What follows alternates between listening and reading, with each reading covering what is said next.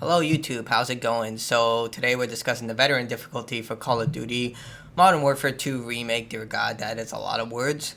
And we're going to discuss the hardest missions, some tips, some impressions, and how I felt about it. Now this is going to be different from my campaign review, which got a whopping 93 views and about 6 likes and 10 dislikes. I mean, it went down to 1. Not sure what's going on there, but then again, I'm demonetized, so maybe YouTube has it out for me, and then they decided, you know what, this is going too far.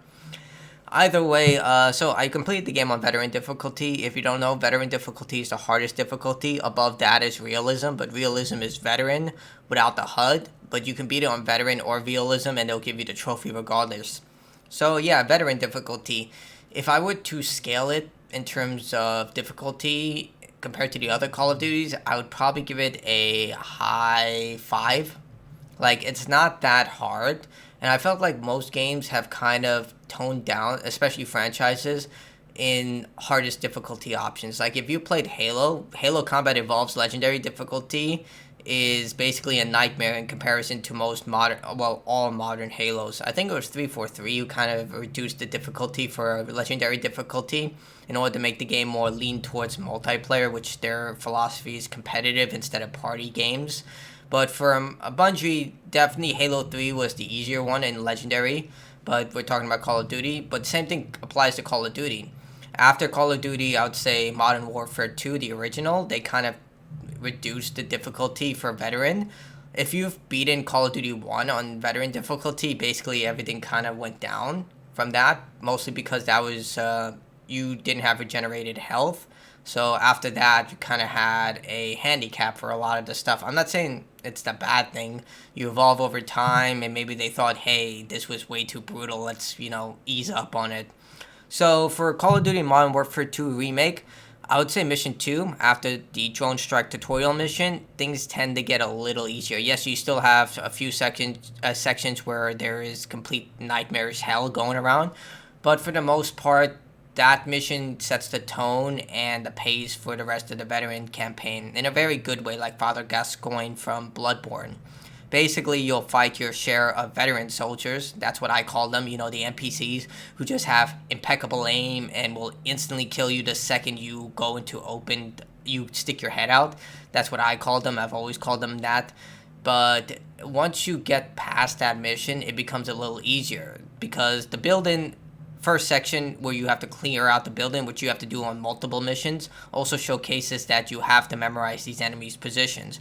Now, if you die, checkpoints are very well done, so you'll instantly be able to go back and do the same section over and over again without losing much progress. Yeah, there's a few checkpoints that are complete BS, but I rarely triggered them. But either way, it definitely sets a tone. It also showcases that if you're in a section where you have to hold the line, like Captain Carey from Mass Effect, you should play cautiously. Like, you should always play cautiously, but in that case, you should, set back and allow the enemy to come towards you. That's what I did for the plane section, where you had to defend the fallen plane, and then you basically just wait for the enemies to come towards you. Yeah, you should be a little aggressive, but not too much.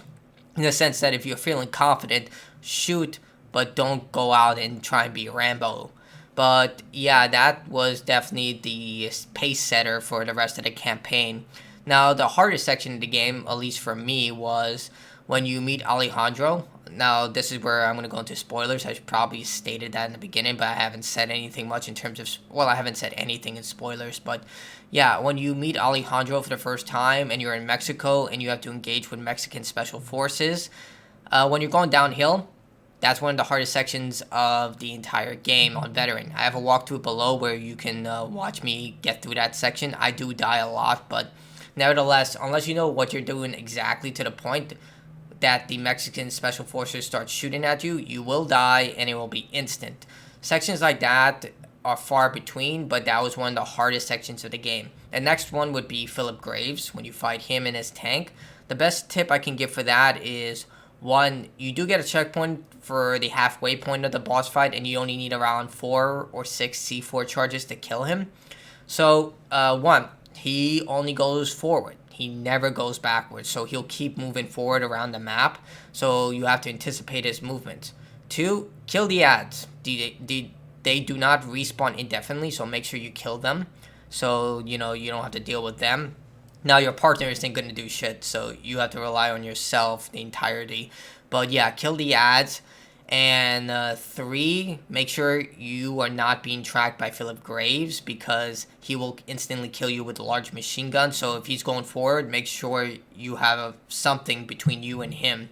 And the last tip I would give is use the tracking, the objective tracker, to locate Philip Graves. On the PS5, it's this right here, the touchpad. You press down, and it will always give you his location, so you'll be able to avoid him no matter what. So yeah, that would be the second hardest mission. And the final hardest section, it's not the mission, but the section would be the prison level after you get into your first open conflict. Once you get into the mess hall and you have to fight people, that section murdered me. I don't know why, but yeah, that section was murder, mostly because you don't have a lot of cover. The enemies come from both left and right sides. They have the high ground. So there, I would say try and get a grenade launcher. That's the best thing you can do, and use your Molotovs, because your Molotovs will kill the armored enemies pretty easily, and those are the best tips I can give you for that section. Also, it seems they fixed the glitch where if you reach to the end of the mission and they don't trigger the rope section. Yeah, I was very concerned that was going to be triggered again, but it seems they fixed it. Now, in terms of the armored enemies, I thought they were going to be a real pain in the game, but it turns out they're not that painful. Like, you can deal with them pretty easily as long as you aim for the head with a high-powered rifle or just plunge enough bullets into them that they die. So they're not that difficult as long as you keep them from a distance and you don't charge up to them. You can't take them down, so don't even try. Now, another thing that I think people are going to be concerned about is the Recon by Fire mission. I think that's what it's called, where you're with Captain Price. Now, the best tips I can give for when you're avoiding enemies, because you probably already know they generally track your movements, even though they shouldn't. I think it's BS that the developers did that. They don't have a specific path. They literally come where you are.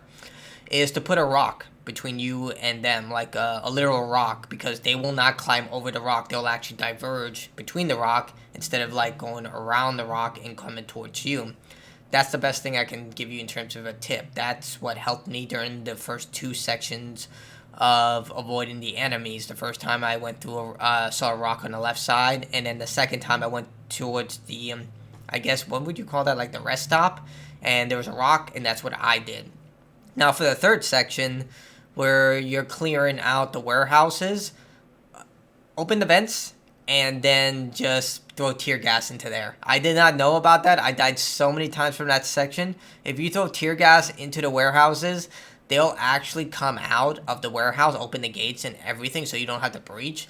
And Captain Price will kill them all. Like, literally, like, the NPC, like, he just goes full berserker mode and kills them all, so you can actually avoid them and just have Captain Price kill them all. It's actually pretty cheap, but I don't care. Take every advantage you can. And then after that section where you're avoiding the enemies again, I never found a way that you can avoid them, so I just killed them all. I went to the left side of the cliff, all the way onto the ridge with all the rocks, and then I waited for my opportunity, and I killed them all. It takes a bit of trial and error. It took me like 4 times before I killed them, but it seemed to work better than avoiding them, because again, the game developers made it that they'll track your position no matter what, no matter where you go or what you do. So I decided that was probably the best option to take things. As for the convoy mission, which I thought was going to give me a major headache, it's actually one of the easier missions of the game. Because if you go into your car, enemies will not shoot you, and you will not take damage. All the damage is transferred into the car, and the car can take a decent amount of damage. The best car you can get is the APC. Like, if you can get one of those heavily armored cars, take those. Those will take a lot of damage. So those are the ones that you want. And yeah, just avoid it that way. Same thing for the Shadow Company mission. When Captain Price confronts General Shepard and you have to see what happened then, you take control of one of the Shadow Company soldiers, just stay in the car. Literally lean out, shoot, and then go back into the car. They will not kill you. You can literally avoid damage by just doing that. It's amazing. Again, I have a walkthrough below. It'll show you all this. It'll confirm everything I'm saying right now and everything I did in order to complete this game on veteran difficulty. It was again, it was definitely easier than Vanguard, definitely easier than Cold War. It's on par with Call of Duty Modern Warfare the remake. But yeah, and in terms of the final mission, the guerrilla warfare stuff, even the one with the mission alone, it's not that hard. Like the enemies follow a specific path, so as long as you follow that path, you'll be able to complete it. Now, use your smoke grenades. Those things are the most helpful. Avoid conflict. Do not shoot anyone. If you shoot anyone, it'll just make your life a living hell. Like, you basically will die instantly every single time. So try and avoid conflict. I know that's like ironic considering what I did during my live stream, but yeah, do not shoot anyone. If you mess up, restart the checkpoint. And this is a general tip for any game you play. Just keep trying. You'll keep trying and you'll succeed as long as you put the effort forward. Now, if you do get into a situation where the enemies are always on alert, and if you restart the checkpoint, they'll still be on alert, I hate to say this, but you're going to have to bite the bullet and restart the mission. Like, the number one thing you don't want from that mission, a lone mission, is for the enemies to be alert.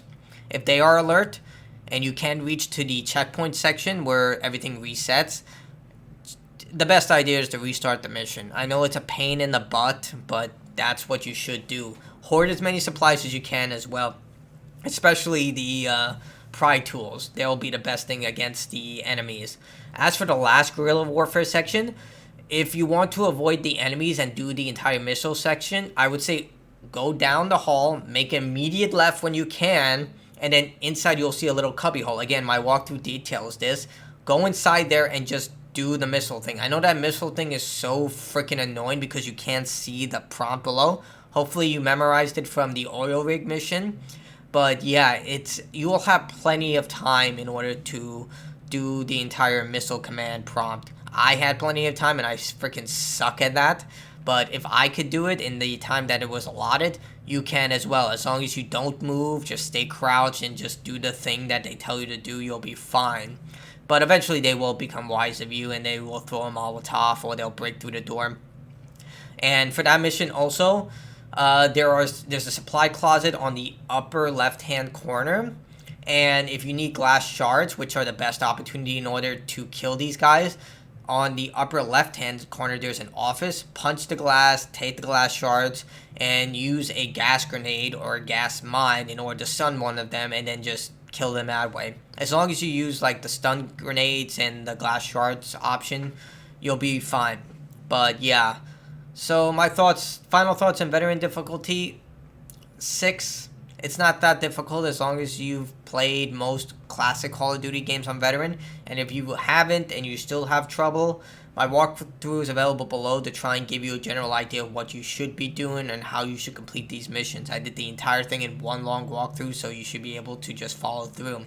Especially the sneak-in mission where you have to get to the penthouse, where I showcase the best way to get not only the trophy Ghost in Training, but the best way to complete that mission.